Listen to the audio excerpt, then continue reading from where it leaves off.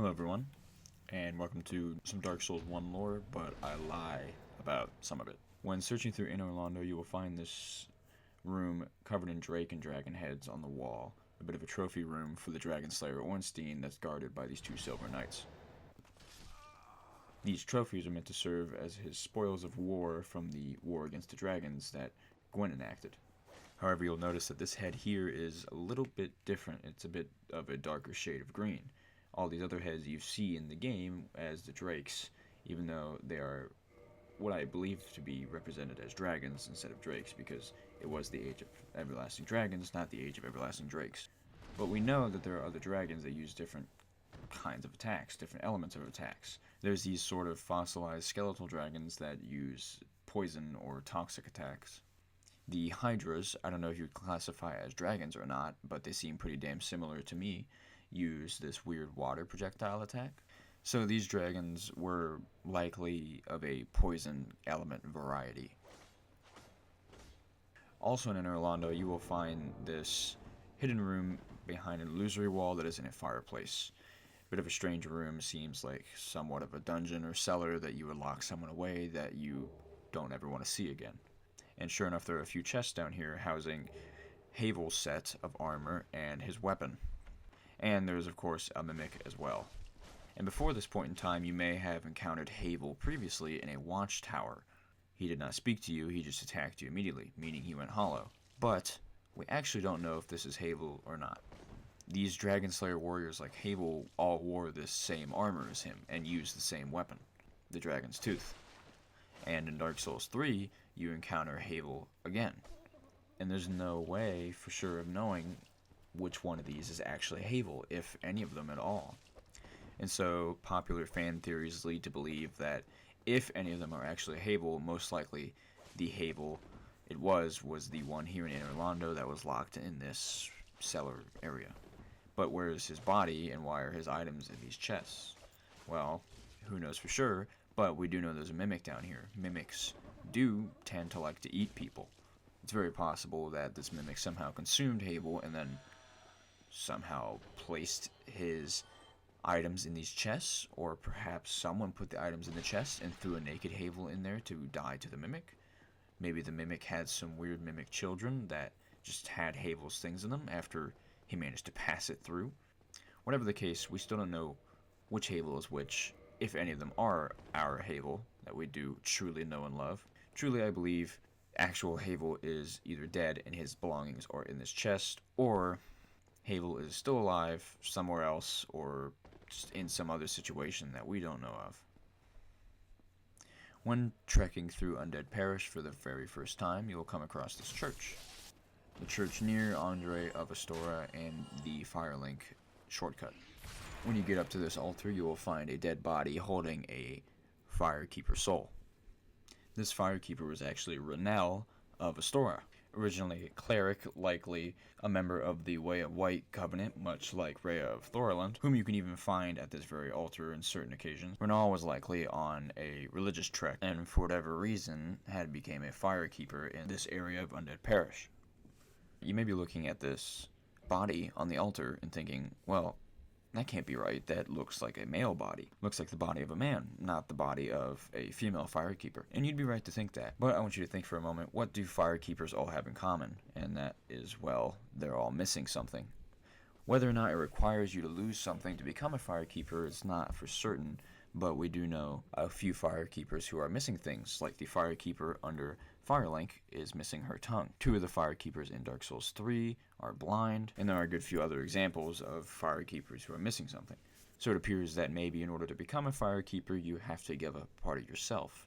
So what did Renal lose? Well, strangely enough, Renal actually lost her gender, so to speak. She was still a woman, but without any genitalia or any identifying features of being a woman. She looked just kind of like a plain human being, like a non-binary individual perhaps, which is a very unique thing to lose for a Firekeeper. We've never heard of a Firekeeper losing such a thing as this. It's always in Orlando, whenever you finally defeat Smo and Ornstein, I'll try to find my... Yes! Let's fucking go! And finally get to feast your eyes on the glory and grace that is Guinevere. She will talk to you and give you the Lord Vessel, which allows you to feed the Lord Souls into it and warp between bonfires. You need it to progress into the game. However, if you, for whatever reason, decided to hurt Guinevere, you would see she fades away. No matter how much damage you do to her, even if it's just 1 HP, she will disappear. And then you will receive a cutscene. You will be spoken to by the voice of Gwendolyn, known as the Dark Sun and the last-born, aka the youngest child of Gwyn. And it is revealed to you that Anor Londo is not actually this beautiful, sunny, warm place that you originally came into, and it's actually an illusion being held up by Gwendolyn. Gwendolyn can do this because he's very excelled in Dark Moon magic. In fact, he was even raised as a woman because of that fact. For whatever reason, it seems Dark Moon magic is kind of hand in hand with femininity.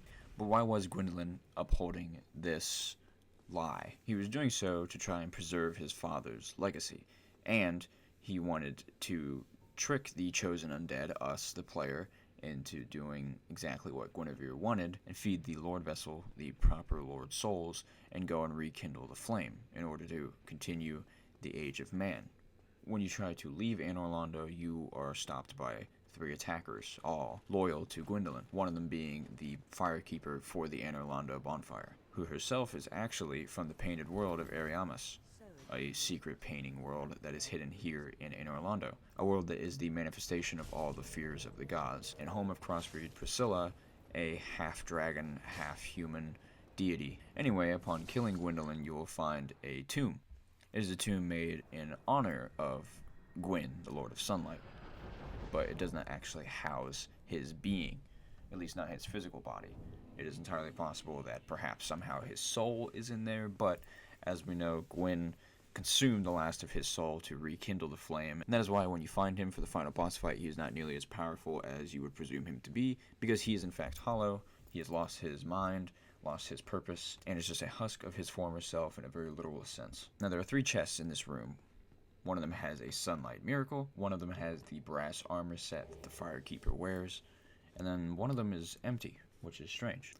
But it is likely not the first time you see this. You see another one of these at the very beginning of the game in Firelink. Next to the little pond where Frampt, the serpent, comes out of the ground, you find this chest next to this statue that's also open. You might just assume someone else has been through here before and opened these chests, or whoever was meant to put something in these chests hasn't. But what it truthfully is might surprise you. As you know, there are mimics in Dark Souls. A mimic is a creature that takes the shape of something tantalizing, usually to a player or other creatures, and whenever a being tries to interact with this, it reveals its true form as this usually big-teethed, big-tongued monster that will swallow you whole. But what are the mimics? Are they born that way as chests, or are they born as the creature inside the chests and they just inhabit the empty chests? Well, if you believe the latter, you'd be more than likely right, because these empty chests are actually former mimics, ones that, for whatever reason, decided to abandon their home. It's like a snail finding a new shell. Now, who knows exactly why they left? Maybe they just wanted some new hunting grounds. Maybe they weren't getting many bites on their line, so they had to go to a new place. Or maybe it was to find a newer purpose. As you may know, Ornstein of the Ornstein and Smough boss fight reappears in the later series. You see him again in Dark Souls 3, but we don't know, is this him? Is it someone wearing his armor? Or is it actually him? Is it just his armor being cursed by his soul? Or is it actually him? We don't really know. But it also brings up the question, is the one in Dark Souls 1 even him? Because Gwendolyn made an illusion of Guinevere and all the enemies that inhabit Anor Londo, and even the son of Anor Londo. So maybe Smough and Ornstein aren't actually even there, and Gwendolyn is also making them illusions. Why exactly he would do this, who knows? But if you do believe they're there, you might see Smough and Ornstein as a very strange duo. Ornstein is this respectable, admirable soldier, but Smough is this horrifying, body-defiling monster who's known for consuming human flesh, being a cannibal. Well, a mimic who previously left their chest, like the one in Anor Londo, found a new home, a bigger home, a suit of armor, a husk of armor. We know that there's these 2 empty chests of mimics who left. Of course, this one is very far from Anor Londo, but I suppose it's not entirely impossible. He made it to Anor Londo because, I mean, we sure did. Surely someone else could as well. And we know someone else can because Solar and Siegmeyer both also make it.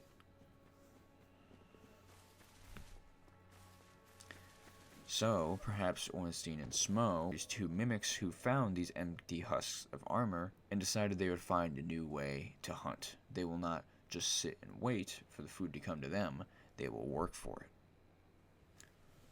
Upon arriving in Lordran and at Firelake Shrine, there's a few different places you can go. One of these places is this graveyard full of these skeletons. When you came through here, you might have tried looking at the gravestones yourself to see if they said anything, but you'll see that they're all pretty much illegible.